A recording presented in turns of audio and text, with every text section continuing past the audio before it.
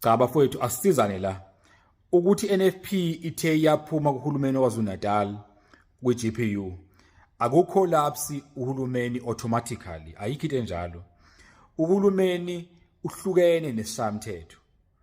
Isishayamthetho sahlala sakhetha undunankulu wasekhetha icabinet yakhe ukuyiyona ekhanda uhulumeni kuhlukeneke. Esishayamthetho njengamanje soku40-40 shuthi u40 abaku-opposition u40 abangala ku-government kodwa ile ehlukene lezi.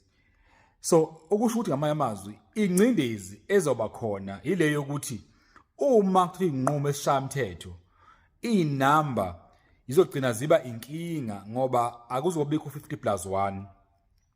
Ngamanye amazwi uhulumeni yoqhubeka up until kube neyinkinga la khona engaphoqa ukuthi uhulumeni ucollapse. Uhulumeni uyocollapse kanjani na?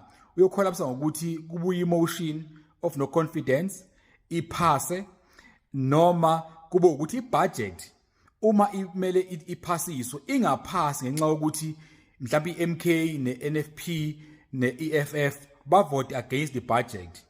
Ngomthethosisekelo weconstitution ithi uma ibudget isiteblishe kathathu ingaphasi uhulumeni uyacollapse.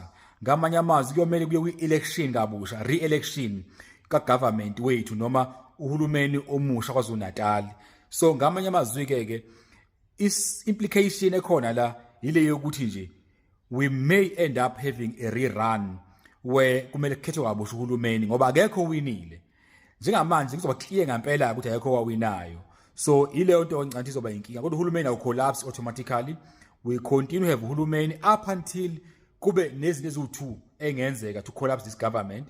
Ukukhishwa kwa-premier kube kucollapse uhulumeni and ukuthi ingaphasi ibudget. Kodwa lokho kusemandleni amni, kusemandleni abo laba abanye. Lastly, lento yokuthi uspeaker une-casting vote asicacise. Uspeaker ucasta ivote uma kune-tie. So akavoti kabili. So ngamanye amazwi njengamanje uma kuvotwa iGPU inenamba ezu-39 not 40 bese kuthi i-opposition ina-40.